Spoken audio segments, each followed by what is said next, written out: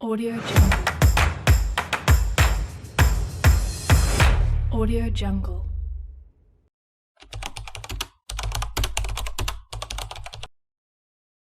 Kakak-kakak, saya melihat dari kunci utama membina pramuka yang itu ditandai dengan pencapaian syarat kecakapan umum seorang pramuka.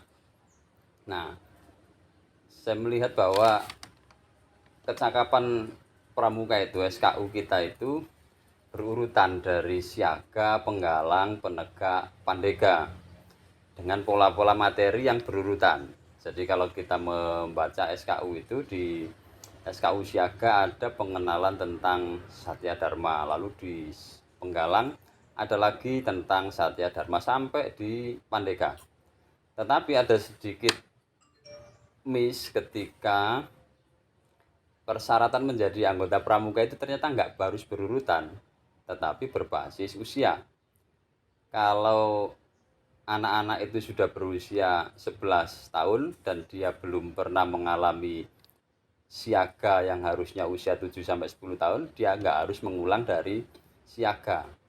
Kemudian anak-anak yang sudah umur 21 tahun dan dia belum pernah mengalami pendidikan kepramukaan di bawahnya, misalnya penegak yang usia 16-20, maka dia nggak harus mengulangi dari penegaknya, tapi dia langsung menjadi peserta didik Pandega.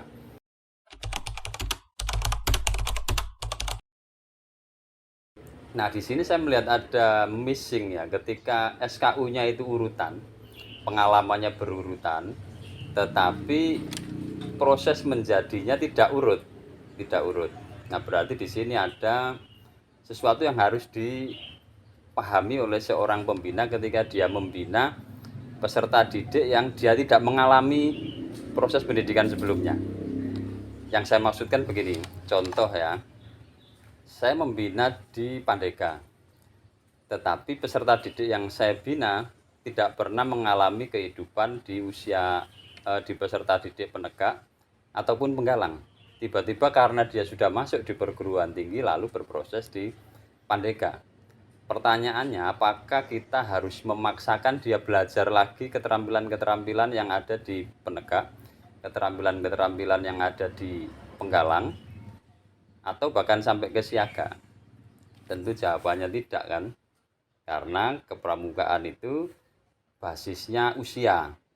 Nah, bagaimana kita membina peserta didik yang harusnya capaiannya itu urutan, ternyata proses menjadinya tidak berbasis urutan.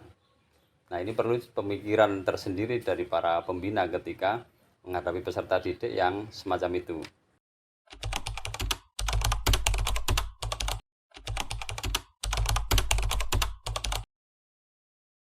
Nah, kita harus jeli melihat bahwa di balik SKU yang berurutan itu ternyata ada target-target lain yang itu bisa menjadi rambu-rambu bagi seorang pembina dalam membina pramuka. Nah, ini kita bisa lihat dari dua sisi. Satu dari sisi historis, kita perlu melihat bagaimana pramuka itu dulu dibangun, didirikan. Lalu yang kedua, kita melihat dari sisi kebutuhan peserta didik, gitu ya. Jadi dua sisi. Yang pertama saya kupas dulu dari sisi historis. Kalau kita ini sempat membaca sejarahnya pramuka di dunia maupun di Indonesia, di situ nanti kita bisa menyarikan aspek historisnya. Di kepanduan dunia, Baden Powell, tokohnya, pendiri kepanduan, Bapak Pandu Dunia, ini kan memulai kepramukaan dengan uji coba dengan 20 remaja usia antara 11 sampai 17 tahun yang itu dikemahkan di Bronze Island. Nah, sebenarnya proses kemah ini juga tidak ujuk-ujuk atau tidak tiba-tiba punya ide berkemah. Ternyata jauh sebelum itu, sebelum 1908, Baden Powell sudah membuat buletin-buletin yang diterbitkan secara berkala. Dan proses berkemah di Bronze Island ini setelah terbitnya buletin ke-6. Itulah yang pada akhirnya dijadikan sebuah buku dengan nama Scouting for Boys. Scouting for Boys ya, Scouting for Boys. Nah, apa yang dilakukan Baden Powell saat berkemah di Brownsea Island itu? Nah, ternyata disinilah aktivitas-aktivitas kepramukaan itu dimainkan dengan bagus oleh Baden Powell dibantu dengan beberapa temannya, beberapa rekannya. Dia melatihkan tentang pengamatan. Adik-adiknya diajak berkeliling di pulau itu. Setelah itu dia tanya apa yang dia lihat, lalu apa manfaatnya dari yang dia lihat itu. Misal dia melihat tanaman tertentu, lalu Baden Powell bertanya apa manfaatnya, lalu apa yang bisa Anda lakukan dengan tanaman itu, dan seterusnya. Maka di sini kita bisa melihat di awal mula kepanduan itu berbasis pengalaman, ternyata berbasis pengalaman itu ya, dari sisi historinya. Lalu begitu di tahun sekitar tahun 1912-an, setelah uji coba penggalang ini dan laris manis, hampir semua wilayah di Britania Raya juga menerapkan Scouting for Boys ini. Akhirnya kan bingung, ini setelah selesai dari dunia penggalang, kalau istilah kita ya, dunia scouting yang sudah umur 17 tahun, ini lalu diproses lewat apa lagi? Apakah cukup kemudian dilepas ke masyarakat? Mau dilepas langsung ke masyarakat, ternyata adik-adik yang sudah dibina oleh Baden Powell dan kawan-kawan itu masih pengen melaksanakan aktivitas lagi. Karena dia masuk ke dunia kerja profesional belum saatnya, tetapi untuk beraktivitas dia sudah terlalu besar atau terlalu tua umurnya untuk diproses seperti dunia scouting lagi. Maka dari proses itulah lahir namanya Rovering to Success. Buku Rovering to Success yang dibuat oleh Baden Powell, dan juga lahir golongan pembinaan baru namanya Rover Scout.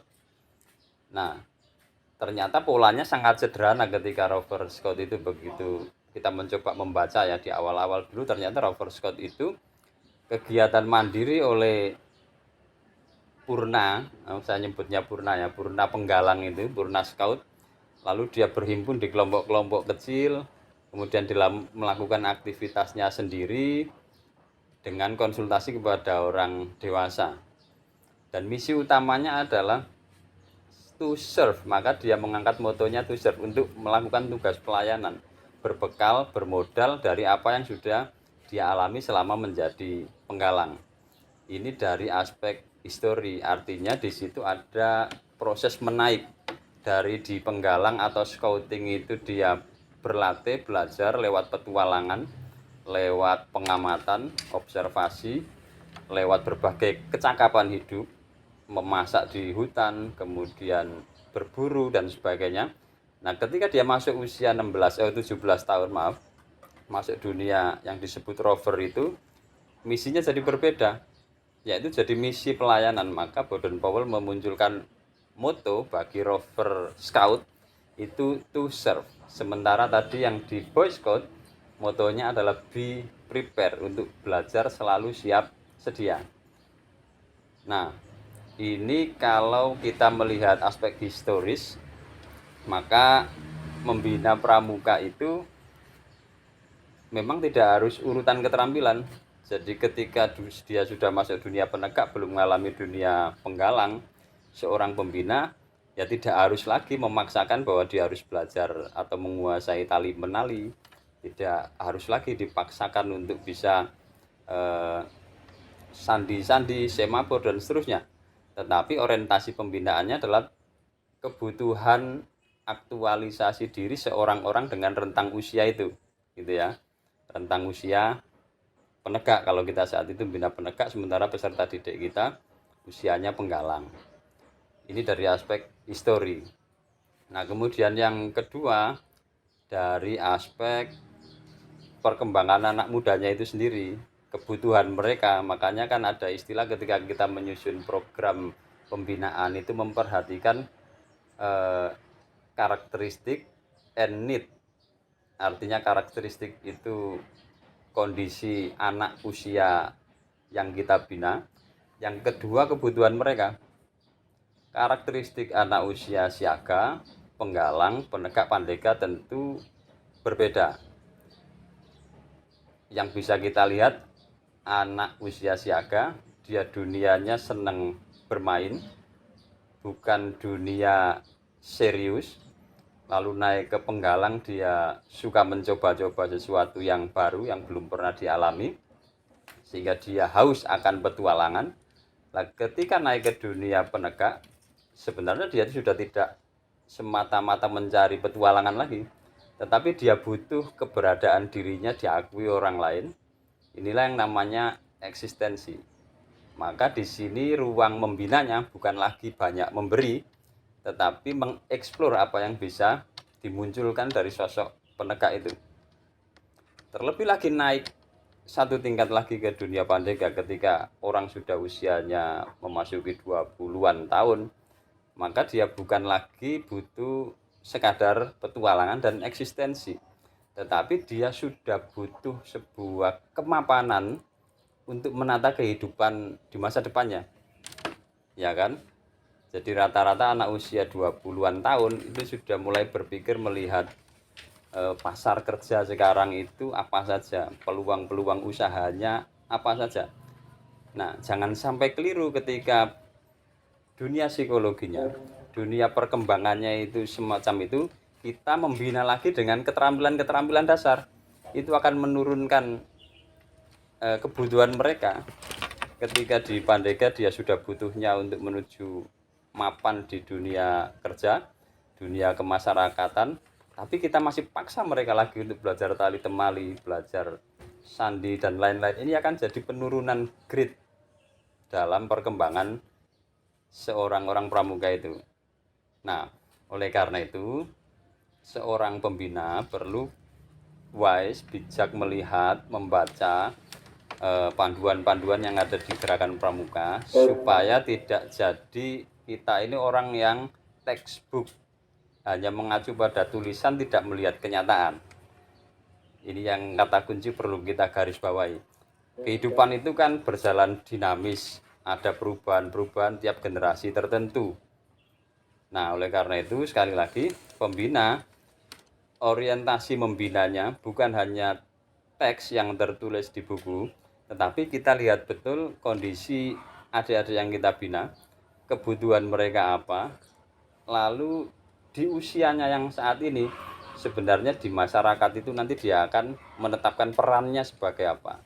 Ini yang menjadi penting untuk diperhatikan oleh para pembina. Kita sama-sama belajar, kita sama-sama berusaha untuk tetap membina, karena pembina itu panggilan jiwa, karena membina itu lebih pada kerelaan orang dewasa meluangkan bagian dari dirinya untuk pertumbuhan adik-adiknya demi masa depannya.